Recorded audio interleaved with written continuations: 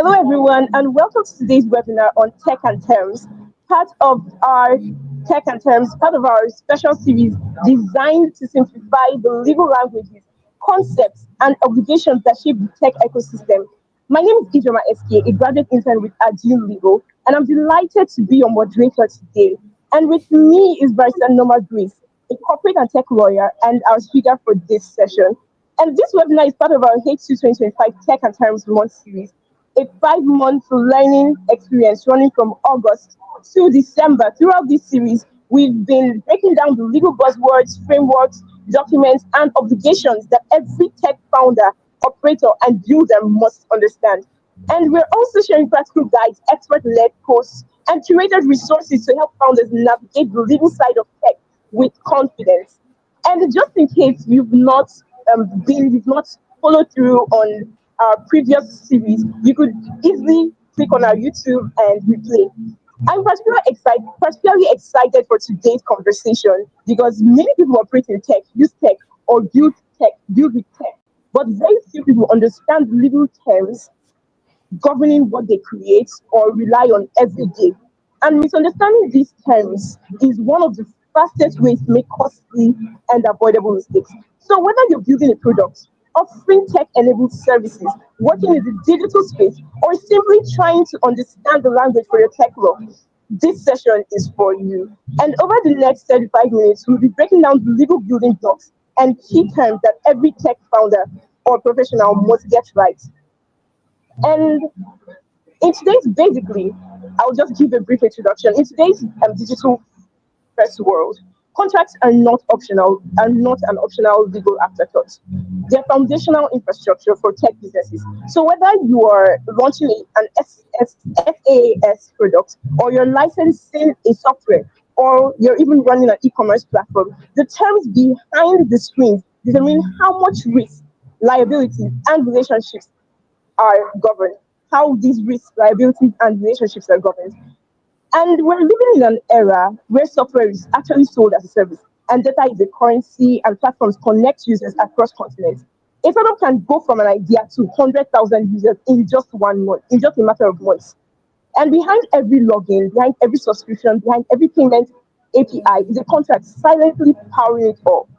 A user downloading your app, that's a license agreement. If it's an integration with a payment provider, that's a service contract. And if it's a developer writing your code, that's an intellectual property assignment. So basically, contracts are the invisible architecture of your digital product. They determine who does what, who owns what, and what happens when something goes wrong.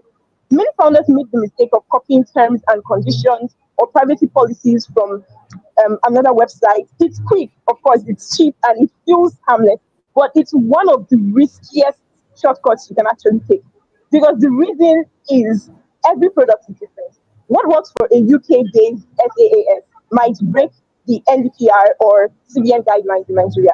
Secondly, copy terms may include hidden obligations. It could be outdated laws. It could also include irrelevant clauses or inconsistent provisions that could expose you to lawsuits or regulatory fines. And then thirdly, mismatched or vague legal terms can make your business look sloppy or unprepared, and that actually hurts credibility.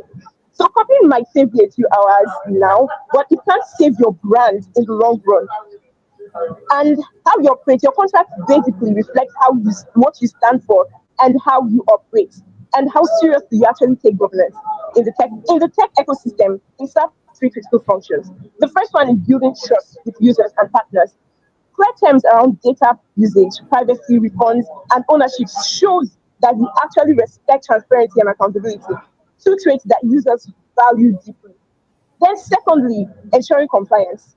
Digital businesses operate in a regulated world, from NDPR and GDPR and consumer protection and cybersecurity rules. Your contract acts as a legal compass that keeps you compliant, basically. Then thirdly, boosting investor confidence. So when a venture capitalist or accelerators look under your hood, they're not just assessing your product, they're assessing your structure. They're actually like looking at your structure. Strong contracts show that you've thought about IT, you've thought about the risk, you've thought about the skill, and what builds investor trust. So over the next few sections, will be so over the next few sections So over the next few sections, we'll be exploring how to make your contract as strong and as smart as your technology. We'll be looking at FAAS and service agreements, the must-have clauses, service levels, licensing and user agreements, terms of use and privacy policies. And right now, I'll be handing over to Barrister Norma Grace. Over to you, Ma. Hi, Jama. Thank you so much for that wonderful introduction. Very brief and concise as to why we are here today. We're here to talk about tech and terms, the technology and the contracts that guide that technology. Now, after this beautiful introduction by Ijama, we'll just go straight into the point. The first thing that we're going to discuss today is what makes tech contracts different. Why is it that it's a different set of rules apply to tech contracts that don't necessarily apply to every other kind of contract that applies to brick and mortar businesses? Well, the truth of the matter is that digital economy has redefined how value is created, exchanged, and protected. And unlike traditional businesses that deal in either tangible goods or one-off services, tech ventures operate within ecosystems that are powered by software, data, and intellectual property. These are intangible assets. So, for founders of SaaS products, digital services, or even licensing based products, this shift means that the contracts governing your business must be designed differently because the risks, relationships, and revenue models are significantly different. Simply put, the traditional buy and sell model, or the traditional buy, sell, and deliver model of contracts don't fit a world where your product is intangible, which is what we are working with technology. Now, the core difference is the traditional contracts and the tech and digital contracts. With traditional businesses, contracts are fairly straightforward. A seller delivers a physical product or provides a defined service, the buyer pays, and once that transaction is complete, the contract is effectively fulfilled. The obligations are clear and they are finite. You deliver, you pay, and that's the end of it. So, traditional contracts are grounded in tangible exchanges and they are typically centered on ownership transfers. So, once goods are delivered or services are rendered, the relationship between the parties often ends, except where you have other things like either a renewal or there's limited warranty or there are defects in the product or things that might ordinarily halt or pause or put a wrench in the successful fulfillment of that contract. Otherwise, once an offer is being made and you accept that offer, you deliver on the terms, you make payment, that's about it. It ends there. But digital contracts, on the other hand, they function very differently because they deal with intangible assets like code, your data, access rights, continuous services such as cloud hosting, app maintenance, and even user subscriptions. So, with digital contracts, instead of a one time delivery, digital agreements often cover ongoing usage, performance guarantees, software updates, and access to data. They are also executed and managed digitally through either e-signatures, cloud repositories, or automated compliance workflows that replace all the paperwork and the physical paper trails of the past. And this makes digital contracts faster, more flexible, but it also introduces new challenges around cybersecurity, digital evidence, and online dispute resolution. So these are just some of the reasons why tech contracts are significantly different from day-to-day traditional contracts. There's also the rise in there's also the rise of data-driven and IP-heavy cross-border ventures because modern digital businesses they thrive on a combination of data, intellectual property, and global accessibility. And while these factors drive innovation, skill, and even market reach, they also make digital contracts inherently more complex than their traditional counterparts, whether it's in its execution or it's in its compliance. Now, let's take the very first thing data driven operations. Every digital product collects or processes data, whether it's user information, analytics, transactions, behavioral insights, any kind of data that you use or you give to the app while you're using it, that data is collected, it is tracked, it is indexed, and it is processed. Now, this creates both opportunity and legal responsibility for the owners of the platforms. Contracts must therefore outline clearly the data collection methods, the usage rights, the storage standards, privacy safeguards, and compliance laws that the platform uses at all times. But this responsibility rarely exists in isolation because digital businesses operate across jurisdictions, meaning that a single contract will need to satisfy both national and international laws all at once. So you can see how, this in and of itself is a major difference between traditional contracts and tech contracts. Another, core difference is in intellectual property being at the core of tech product. Intellectual property is an intangible asset. It's not something you can hold physically in your hand. It's an intangible asset. Things like your software, your source code, your branding, your algorithms, your user generated content, these are all forms of intellectual property. And your ownership of that IP and the usage rights enjoyed by others must be clearly defined. Who owns the code being developed? Can a developer reuse parts of it elsewhere? Who controls the content uploaded by users? Failing to clarify these issues will lead to disputes that threaten the very core of a product's value. It can even delay investment deals or weaken a startup's bargaining power during acquisition negotiations. And nobody wants any of that. Now, the third reason why traditional contracts are very different from tech contracts is cross-border complexity. Typically, with traditional contracts, you're interacting with someone in a fixed jurisdiction. So either I'm transacting nationally, that's within my nation, or I'm transacting internationally. Point is, I know where I am, and I know where I need to transact with. On the other hand, tech products are delivered globally, sometimes without the founder even realizing it. Like a user in the UK may download an app hosted, on a US server managed by a Nigerian startup. The Nigerian startup is not monitoring every single download. I mean, they could, but every single time, not necessarily.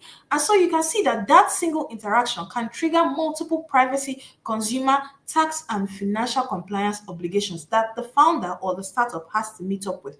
Therefore, your contracts must specify the governing law, dispute resolution mechanism, jurisdiction clauses, and how cross-border compliance will be handled. Because without this clarity, you risk legal uncertainty, inconsistent enforcement, and costly jurisdictional disputes, and nobody wants that.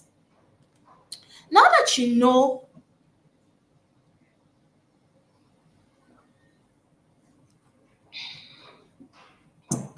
Okay, guys, now that you've understood why we are here and how tech contracts are different from traditional contracts, how do you then align your legal terms with your product's functionality so that your legalese is on par with your product and they are all speaking the same language? Because the truth of the matter is that a well drafted digital contract ought to reflect and ought to mirror how the product actually works. And too often, I find or I see in my experience that startups rely on generic templates that fail to reflect real product features, thus leading to misalignment between legal operations and operational legal obligations rather and operational realities. For example, if an app collects user data through third-party APIs, the privacy policy must disclose those integrations and their implications. But if you just go and copy something off the internet, that thing that you copied might not cater to the specificities of your product, thus leading to a misalignment between your legal obligations and operational realities, which is what we're talking about now. So, in essence, your contract should evolve as your product evolves. And the most effective digital contracts are modular, they are structured around the core components, such as maybe access rights, data usage, service levels, and branding permissions, thus allowing flexibility as the business scales or as regulatory requirements change. Now, how do you protect, now that we've realized or understood how to align terms, your legal terms with product functionality, how do you protect both your code and your content? One of the most common One of the most common legal blind spots for founders lies in protecting both the code that powers the product and the content that gives it value. Contracts should clearly address ownership and licensing, whether the software is being transferred outright or it's being licensed for use. You have to determine what is the foreground and your background IP. That you need to differentiate between the newly created assets from pre-existing tools, especially if you use, open source software or any other things or codes that are in the public domain or that are generated by artificial intelligence. You need to determine your modification and derivative rights. Can users or clients alter the product? Can they extract elements of the product or of your platform, of your website, your technology, your software, whatever it is? Can they extract elements of it to create brand new things? Or can they alter it? You need to determine. You need to determine your data handling and confidentiality. You need to understand and map out who has control over user data and the obligations upon termination. Because without all of these, provisions, your business risks losing control over not only their innovation, but also the reputation that they have in the market and the trust that they have even tried to build. And you will make yourself rife for, getting into disputes that undermine product integrity and commercial viability. And as a serious startup founder, you do not want that. Now, what is the legal consequence of digital complexity? We won't spend so much time on this one because we've kind of, already addressed it earlier when we're talking about the differences or what makes tech contracts different from traditional contracts. The thing is that the consequence of this digital complexity, because again, with tech products, you are operating in more than one place simultaneously, all the time, every single time, right? So it lends itself to a kind of digital complexity where you need to be up and doing and you need to be compliant with each and every law. But sometimes it can get difficult. That's why your contracts are very, very, very important. So the first one, which is the digital complexity, is regulatory overlap and compliance fatigue. Digital ventures, they must navigate overlapping and conflicting legal regimes. One product may trigger obligations under data protection laws, cybersecurity regulations, consumer protection frameworks, and sector-specific rules across multiple jurisdictions at the same time. And so this reality means that your contracts must be carefully structured to accommodate all these evolving regulatory demands, and failure to do so, well, penalties, fines, your name being in the news for all the wrong reasons, and nobody wants that. The second consequence of this digital complexity is heightened risks and liability exposures. When digital ventures face risks that traditional contracts were never designed to handle, data breaches, algorithmic errors, service interruptions, platform misuse, and third party integration failures are all rife. They can all very, very easily happen. And so your contract will function as risk allocation tools by defining responsibility for technical failures, liability caps and exclusions, performance standards and remedies, and risk sharing arrangements with third party vendors. There are so many other legal consequences of this digital complexities, and we are not going to go into all of them because there are quite a lot, but we're not going to go into all of them because that's not why we are here. We are here to discuss tech and terms. You need to understand the technology and the terms, the contracts that guide or that help you protect and maximize those technologies, because tech, contracts are not mere documentation. They define user relationships, they shape risk exposure, they protect your intellectual property, and they influence your business resilience. So when you have well-structured agreements, they help to strengthen even the valuation of your company. They attract investors, which is what we all want, to get funds, to grow. They attract investors, they support long-term scalability and even longevity in the business. And the opposite is also true, where poorly drafted contracts become silent liabilities that can surface and cripple your company or your product at critical times. So now, let's get to why we are all here. What are key tech contracts and the essential terms that you need to know all about? Ooh, my favorite part. Okay, when you're building a technology or when you're even building a tech company or you're founding anything, you must anticipate different legal relationships between founders, co-founders, employees, customers, vendors, partners, investors, licensors, licensees, yada, yada, yada. You must anticipate all of these relationships, and you must have the appropriate contracts to govern each and every one of them. Now, there are so many, again, there are so many different types and categories of tech contracts, and we're not going to get into each and every one of them because, quite frankly, there's a lot of it, and we don't have enough time to get into all of them. So, we're going to deal with only five foundational, I'm going to call them foundational tech contracts that every tech founder should know and have in their data room if it applies to you. Now, if it doesn't apply to you, there's no need for you to go have them. But if it does apply to you, then please, by all means, make sure that you have them. The first, oof, many guys.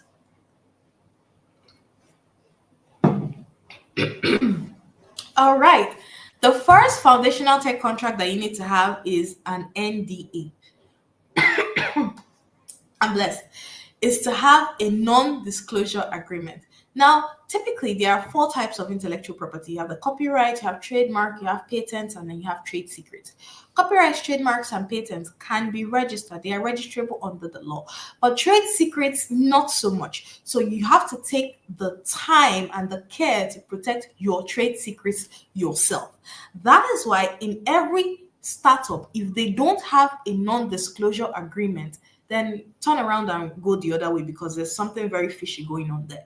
They need to have an NDA. It is the most foundational contract because it helps you protect confidential information, which could be either your business plan, your code, your algorithm, your customer data, your trade secrets. And trade secrets are typically anything, any information, any process, any method or methodology that gives you a competitive edge in the market. And NDAs help to protect those by legally binding the recipients not to disclose or misuse that information.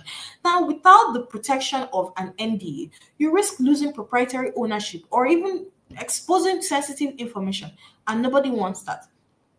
Now, what are the essential terms in the tech contract that is an NDA? The first one is the definition of confidential information. Now, this definition ranges from literally it's such a broad definition, but again, it's so broad because it covers so many different things. Now, as a startup founder, it's your responsibility to figure out what is or should be categorized as confidential information and include it in the term or in the clause that defines the term confidential information. So, like I said, some of the things that it can cover is like materials such as like source code, prototypes, algorithms, data structures, product roadmaps, pricing strategies, customer and marketing data, and on and on and on it goes. It is equally important to clarify what is not confidential, such as information that is already public or information that is independently developed by the recipient or lawfully obtained from another source not bound by secrecy. So, as important as it is to mention or to clarify what is confidential, you also need to state what is not confidential. Now, the second term is the purpose and permitted use. What is the purpose of this information and how can that information be used? Because this clause or this term limits how the recipient may use that confidential information to the purpose with which it was disclosed, so that they don't go yapping and yapping and yapping for no reason. The third clause or the third term is duration of obligation. Typically, NDAs outlast any kind of engagement that they have in the company. So let's say, for instance, you have an engagement with a company and it's supposed to last for like 12 months, for instance. NDAs typically last way longer than that. So we're looking at like 2 years to 5 years, sometimes even longer, as long as the company it's needed for. It can last in perpetuity, to be honest, right? So you need a duration of obligation term in your NDA so that you limit how long an information can be kept confidential. Another clause or another term is a return or destruction of information. This one is very, very important because you must be able to get that information you've given out. You must be able to get it back, especially if, let's say now you're having a meeting. It's a brainstorming session between your your in-house staff and all that, and you guys are having this high level brainstorming session. You need to be able to ensure that all of the information being spoken of, dispersed, deliberated upon in that meeting is kept confidential. And if there are meeting notes or minutes of the meeting, or agenda notices, or a pitch deck, or anything that came out of that meeting or was birthed in that meeting, you need to be able to recover such documentation, right? Even if you're not able to recover it physically, you need to be sure that the recipient or whoever it is in possession of that information destroys it, so that it does not mistakenly go into someone else's hands. Then another term is remedies and consequences of breach. Well, this one is pretty self-explanatory, really. So if someone breaches the NDA, what are the remedies and what are the consequences? And so these are just some. Again, if we go into all of them, then we're gonna spend all the time analyzing an NDA, and we don't really have to do that because there are quite a lot of things that we still have to talk about. So that's that for NDAs for now. The next tech agreement or tech contract we're going to deal with is an intellectual property assignment agreement. Okay.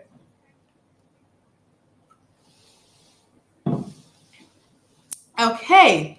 An intellectual property assignment agreement. An IP assignment agreement, as the name implies, is a legal contract in which the owner of that intellectual property transfers their ownership rights in that IP to someone else, whether it's an individual, a company, whatever it is. And unlike a license, which only grants you permission to use that intellectual property, an assignment transfers full legal title, full legal interest into the assignee, meaning that the assignee becomes the new owner. So the assigner says, you know what, I don't want to own this thing again. I don't want to operate it. I don't want to manage it. I don't want it to be my responsibility. I want to fully assign it to someone else. That's essentially what an IP assignment agreement is. And there are several clauses, or there are several terms in an IP assignment agreement you need to take note of. The first one is the assignment clause. Duh, that's like a no-brainer. You can't have an IP assignment clause without having the assignment clause. So this is the backbone of IP ownership. So because work created by someone else for a company, for instance, is not automatically owned by that company. And so therefore you need to physically, expressly assign it from party A to party B if it's that kind of conversation. Otherwise, if it's just I meet you and I want to buy your technology, we need to have an assignment clause. That's a no-brainer. The second clause, or the second term we need to have in the tech contract that is IP assignment, is ownership of work product, or if it's a work for hire. I see this one happen all the time where people, startups or founders, they hire developers, independent contractors to build things and all that and all that. And they forget to clarify that this is a work for hire. And in a work for hire, the company that hired you owns the work. And so, if you have an employment agreement, an independent contractor agreement, whatever kind of contract it is, this is such an important clause to add, because it clarifies that this is indeed a work that you have been paid to produce. So it's not like, you of your own will and accord just came up with that intellectual asset. No. You were incentivized and to do it, and consideration was furnished for it. So you need to clarify that. You also need to have a moral rights waiver, which is basically saying that contributors may retain moral rights, allowing them to object to modifications or require attribution. This moral rights waiver clause can block updates or changes to logos, content, or documentation, and it ensures that the company can edit, adapt, or repurpose work without needing the permission of the creator. And for this moral rights waiver, I would advise that you use it with caution, or better yet, ask a lawyer so that it can be properly implemented for your specific use case, so that you don't go using it out of context or using it as a way to bind yourself into detrimental terms. Nobody wants that. The third term in an IP assignment clause is confidentiality and trade secrets clause. I'm not going to go into that. You kind of know what it means. The fourth, I think, is an IP indemnity clause, where contributors can unintentionally introduce IP risks, like copying assets and copying code, or unlicensed assets. This IP indemnity clause shifts the responsibility to the contributor for any infringement, thus protecting the company from legal costs or damages. So this IP indemnity clause is to protect you, the owner or the assigner of that intellectual property, so that if there is an infringement, or if there was a damage, or if there was something wrong that was done by the developer, you, the company, will not bear the brunt of it. Now, another clause is the non-compete and non-solicitation clause, because the truth is insider threats are very, very real, and so these clauses prevent contributors from working on competing products or poaching employees, clients, or users after leaving. While the enforceability of non-compete and non-solicitation clauses differ by jurisdiction, they act as strong deterrents still, and they protect your company's growth and momentum. And so they are important or necessary to have. The third tech contract that we're going to be dealing with today is a software development agreement. Now, everyone, okay, well, not everyone, but most people these days are software developers, because the barrier to entry as a software developer is not as steep as it used to be. And so a software development agreement has become even more used now than it was probably 3, 4, 5 years ago. And so, as a startup, as a founder, you ought to understand what a software development agreement is and how to effectively utilize one. Now, a software development agreement, or an SDA, is used when you engage external developers to build or modify software, its features, modules, or integrations. It defines the scope of work, the deliverables, the timelines, the milestones, the acceptance criteria, the payment terms, change management, warranties, bug fixing, IP allocation, rights, responsibilities, duties, etc., that have to do with the build or the modification of a software. Its purpose is to create clarity and to protect both parties from misunderstanding. Now, essential clauses that you need in a software development agreement is, as I mentioned, the scope of work. This in the scope of work, this is the term where you define the product vision, every feature, every module, every functionality that is expected, including even the technical stack, the integrations, the performance benchmarks, etc. It is in the scope of work that you itemize and clearly define all of these things. You need to also attach mockups. Mockups are like visual representations of how your app or your website will look. So where are the buttons going to be? Where are the menus going to, where is the menu going to be? What's the color going to be like? What's the layout? Basically the user interface, kind of. So you need to attach mock-ups, attach wireframes if you can. Wireframes are like, as the name implies, it's like skeletal outlines of how the page and features will all look. You need to attach all of these things in your software development agreement, and then specify how deliverables will be tested and how completion will be confirmed, so that there is no room for ambiguity or assumption. Another very important term in a software development agreement is the milestones, the timeline, and the delivery.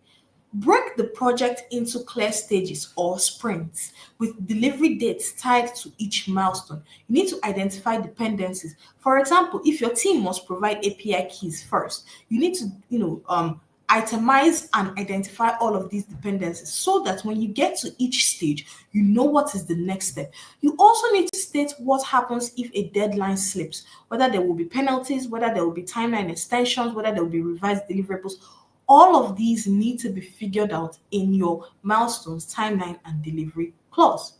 Another thing, obviously, the payment terms, clarify when and how payments will be made. The third, intellectual property, let's not go into that again. You obviously know that you need to have an IP clause. So it states who owns what, and the details that come with that intellectual asset and how it will be owned, managed, and profited from. The third, I think we're the fourth or fifth now. I don't know. Another term that we need to take very seriously with software development contracts is confidentiality and data protection, because developers may or may not have access to sensitive business or user data, and so you need to include a confidentiality clause to prevent misuse or unauthorized disclosures. Where personal data is involved, especially if you're dealing with like a fintech or an e-commerce, you need to specify data protection obligations, security standards, and breach response procedures, so that everyone knows exactly what they are doing, when they are doing it, and how they're doing it, so there are no missteps or assumptions. Another term that you need to take note of in software development agreements is the testing, acceptance, and rejection clause. In this clause, you define how deliverables will be tested and the time frame for acceptance or either rejection. You need to specify what qualifies as non-conformant work and how corrections should be made and handled. Also, clarify that failure to respond within a stated period may result in deemed acceptance and every other term that is necessary for your specific product and team. Then you also need a liability and indemnity clause, which again will set clear limits on your liability, your financial exposure, and risk allocation and sharing. Whew, guys, are we having fun thus far? For whatever reason, I'm really parched on this webinar. I don't know why, but anyways, moving on. The fourth foundational contract, tech contract that we need to know about is a software as a service contract or agreement, which is basically like a SaaS agreement. A SaaS agreement is a legal document or the legal document that defines the full commercial and operational relationship between a software provider, which is like the vendor, and its subscriber. It grants the customer, which is aka the subscriber, access to software hosted and delivered.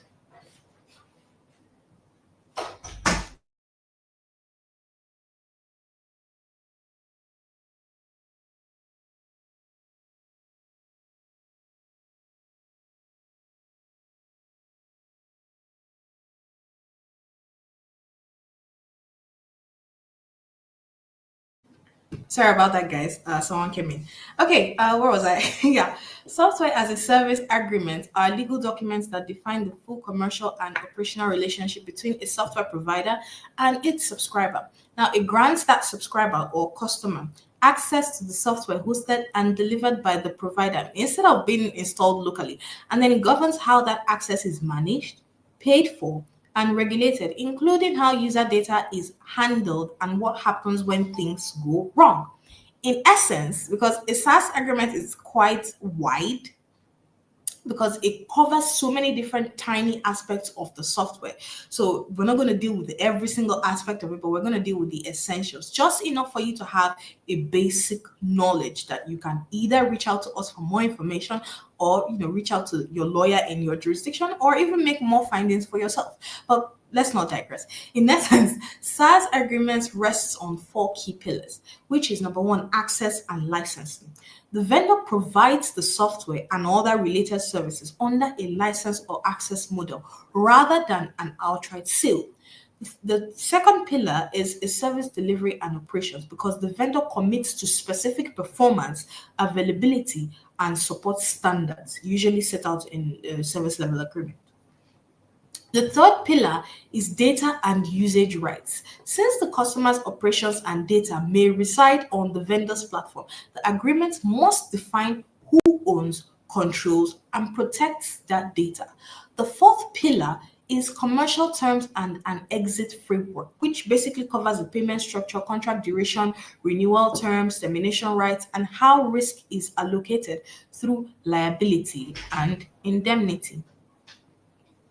In simpler terms, all this English that I've been speaking since, a SaaS agreement tells both parties what is being provided, how it will be delivered, who owns what, how the customer pays, and what happens if service fails or ends.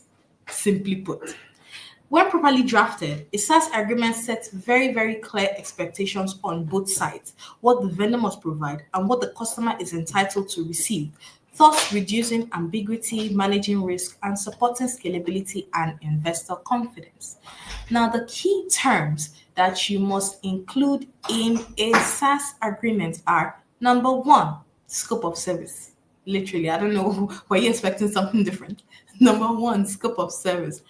Number two, service levels, which is like because every SaaS product relies on infrastructure and infrastructure sometimes fails, the service level or the service level agreement within the master SaaS agreement will set the performance expectations, such as like uptime guarantees, response and resolution timelines for fault, etc., etc.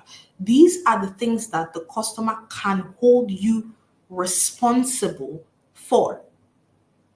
Hold on, guys, please. We're having a glitch.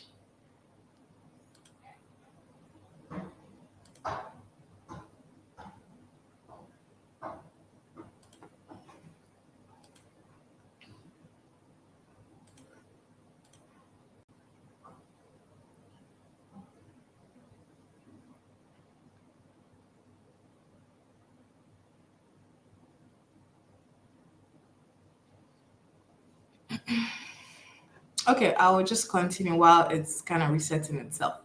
All right. So another thing we have is aha, we are back, babies. All right. So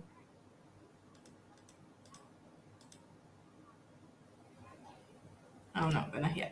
Okay. So yeah, then we also have the data ownership and security term. We have the termination and suspension, liability and indemnity. These are all terms that you need to include that are very, very crucial that you need to include in your SaaS agreement.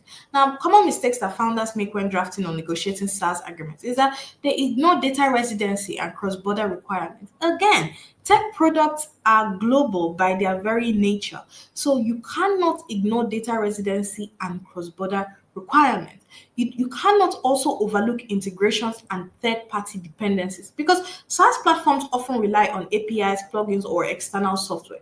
So you need to clearly define that to limit your exposure to liabilities and risks. Another mistake is that they rely on generic templates. Should we, this need not even be said. Please always have customized templates. Don't go picking something off the internet and plug and play it into your startup and think that that's going to work. It never really does. Another mistake is that they neglect exit and transition planning.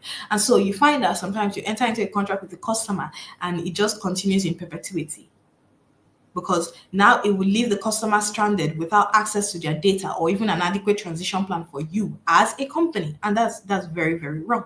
Another mistake is when they commit to unrealistic SLAs where you overpromise uptime or penalties without infrastructure support or disaster recovery planning, which then creates operational hidden risks.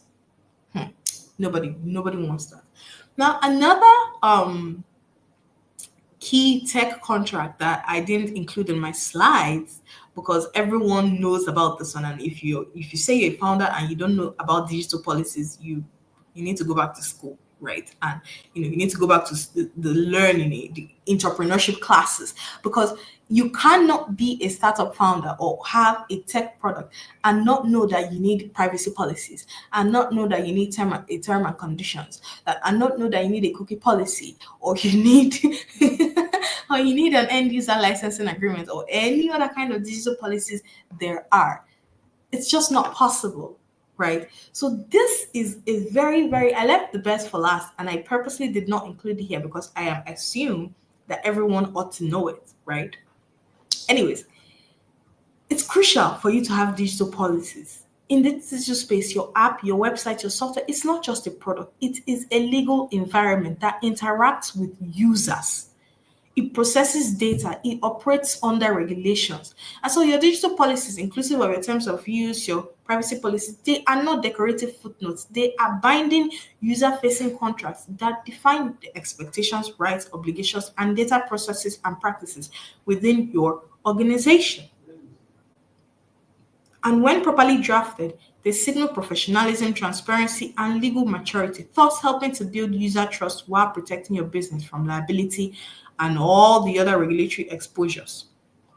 Now, we won't go so in depth into them. We're only going to treat two, which is like terms of use or terms and conditions or privacy policy. Terms of use, they set the ground rules for your platform usage. They outline acceptable user behavior, user rights, and your company's legal protections. They clarify how your platform may be used and what is prohibited and how disputes are handled. Key terms in a term of use or term and condition or T&C include user conduct, content ownership and submission. Who owns user-generated content? What is the license granted to the company to use to display to modify such content? You also need dispute resolution clauses. Very, very, very important. We also need a governing law and jurisdiction because technology is very global. You need to have a jurisdiction that governs the applicability and enforcement of your company, of your product, and of the agreements and contracts that you have both in-house and with your clients and customers. You also need modification rights. Can the customer modify your platform, your software? Can, all of those rights, you need to have them in your T and C's. Privacy policies, on the other hand, is very simple. It explains how personal data is collected, used, protected, and shared. It is both a compliance document and a trust statement because it contains legal compliance, it contains data collection and use, data storage and sharing, it contains security measures should there be a breach or should something happen and there's a data leak. It contains cookies and consent management to show that the rights of the data subject are taken and treated as priority. It also includes user rights. Now, a clear, accurate privacy policy reassures users that their data is handled or is being handled responsibly and that the platform respects both the legal requirements of, data handling and digital ethics. It is important to note that all of these contracts discussed here, both the SaaS contract, the software development contract, the NDAs, the digital policies, they are not the only ones, like I mentioned earlier. The tech ecosystem is far broader and it continues to evolve. There are also cloud computing contracts that govern SaaS, PaaS, and infrastructure as a service services. There are also platform and marketplace agreements. There are API and integration contracts. There are technology outsourcing agreements. There are maintenance and support agreements, data sharing and data processing agreements, AI and algorithm use contracts, technology partnerships, joint development agreements, so many more agreements within the tech ecosystem, all of which play very critical roles in shaping how digital products operate, scale, and remain legally compliant. There's also licensing agreements, which, if you were paying very close attention, you would have seen that I did not mention earlier because licensing agreements they deserve their own spot, which is why we're going to treat it now. Okay.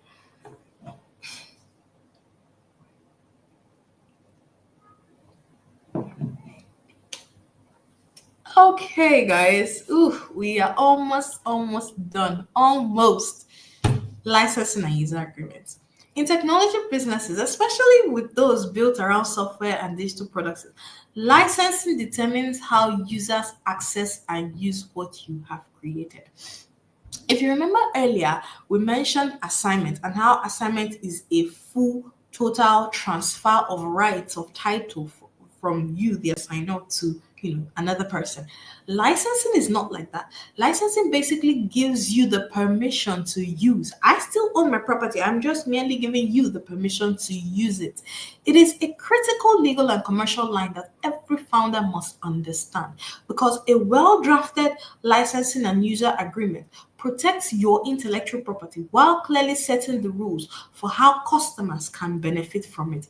In my opinion, it's the best of both worlds because you still retain the rights to your intellectual property, but yet others can clearly enjoy what you have created and you make a profit from it. Who doesn't like making an extra buck?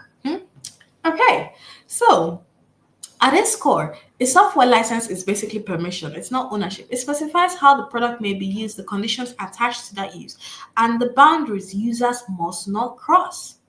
When tech founders sell their software without proper licensing language, they risk losing absolute control of their intellectual property because customers may treat that software as an asset they own by modifying it, redistributing it, or even going so far as to resell it.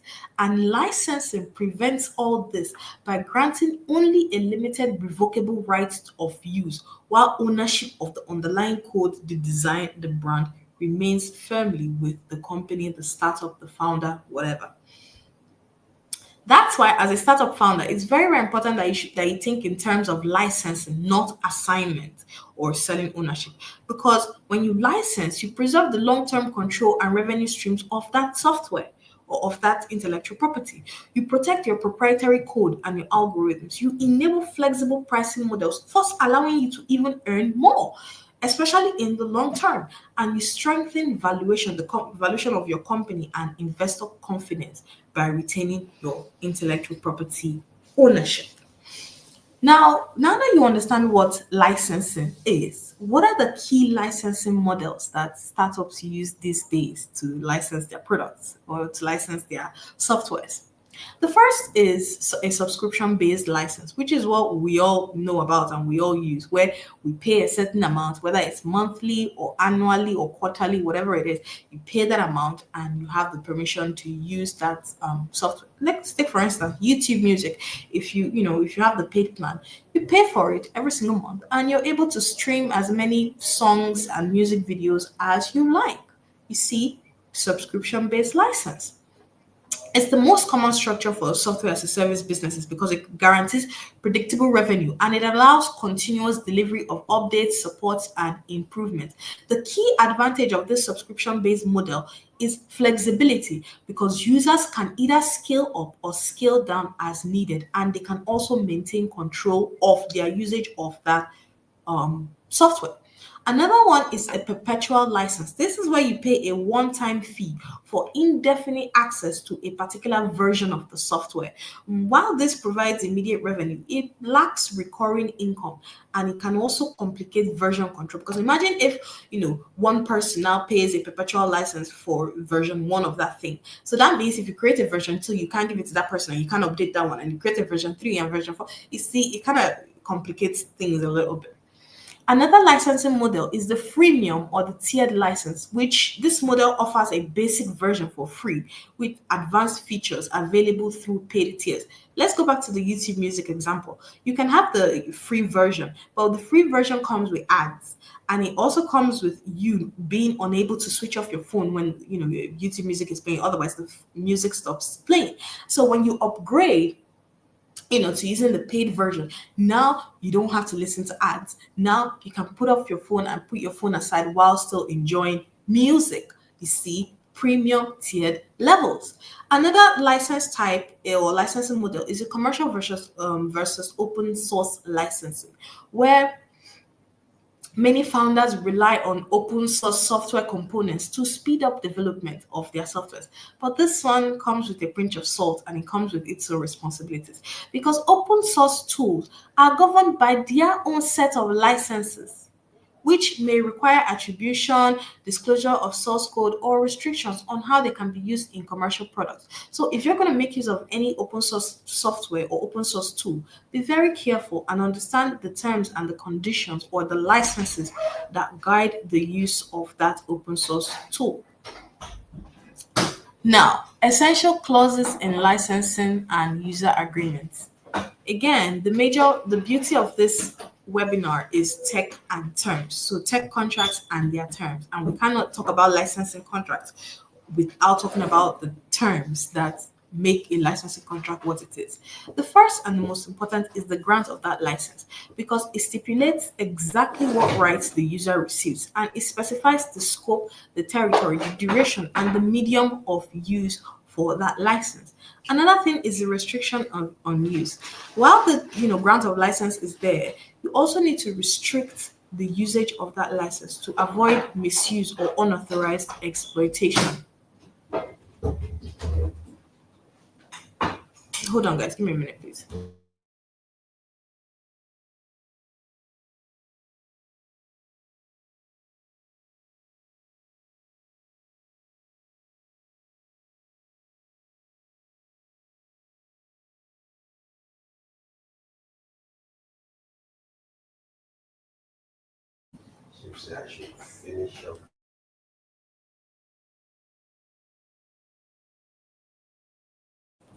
Okay, guys, sorry about that.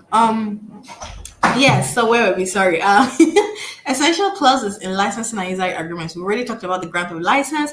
We talked about restrictions on use. Another one is the intellectual property protection, because obviously you need to state that your IP is very well protected. You need to also clarify updates and modifications, specify who controls those and how that would be modified. Sorry, and how that will be organized and done and handled.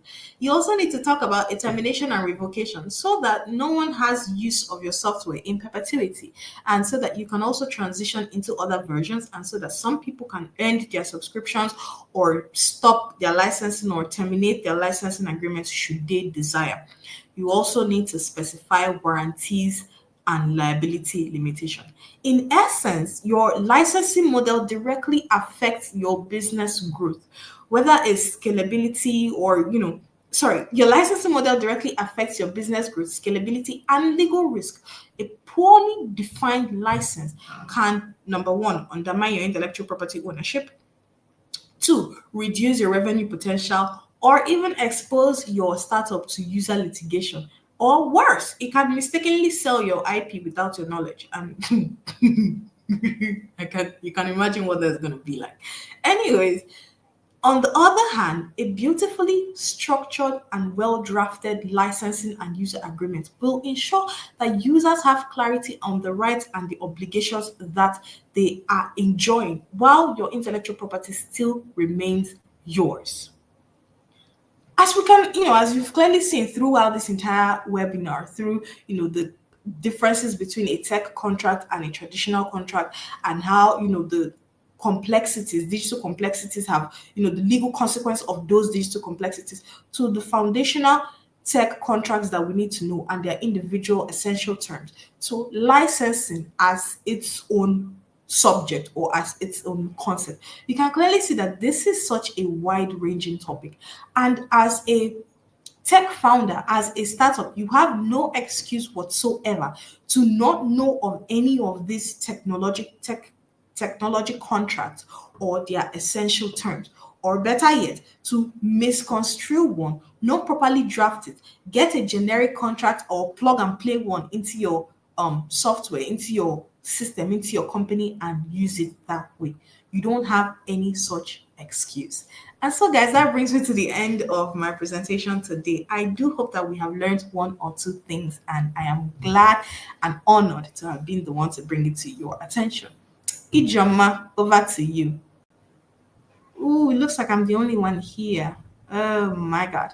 Okay, guys, so I guess you're stuck with me for some extra time. Um, Yes. So, conclusion or in conclusion, in today's fast moving digital economy, innovation alone is not enough. Protection is power. Every line of code, every user interaction, and every business partnership carries legal consequences that can either strengthen your growth or expose you to risk.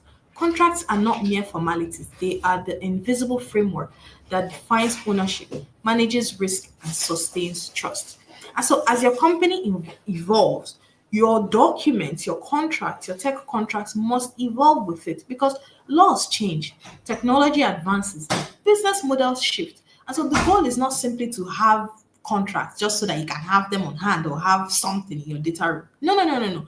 The goal is to maintain living instruments that accurately reflect your product, your risks, and your responsibilities in a dynamic market. And ultimately, well crafted contracts do not stifle innovation. If anything, they enable it. They give founders the confidence to scale, the clarity to collaborate, and the legal strength to build boldly in an increasingly complex digital world. And so, guys, thank you so much for being here today. Do we have any questions? Okay, I'm not really seeing any questions in the comment section, so I will take that as no questions. Everyone understood every single thing that we talked about today. And so, guys, thank you so much on behalf of Adin Legal and Ijoma that is not here for whatever reason. On behalf of all of us, I would love to say a very, very, very, very big thank you for being here with us. This H2 2025 series started in August. So we've done August, we've done September, we've done October, we are doing November now. We dealt with Start Smart to investor readiness to intellectual property. Now we're doing tech and terms. And in December, I'm so looking forward to December because in December we have a very, very special guest, and we are going to deal with legal audit, a year-end legal audit, how to successfully audit your company and look at every single thing that you have done legally throughout the year and to prep for the next year. You do not want to miss that session. That being said, guys, thank you so much and have a lovely rest of the day. Bye.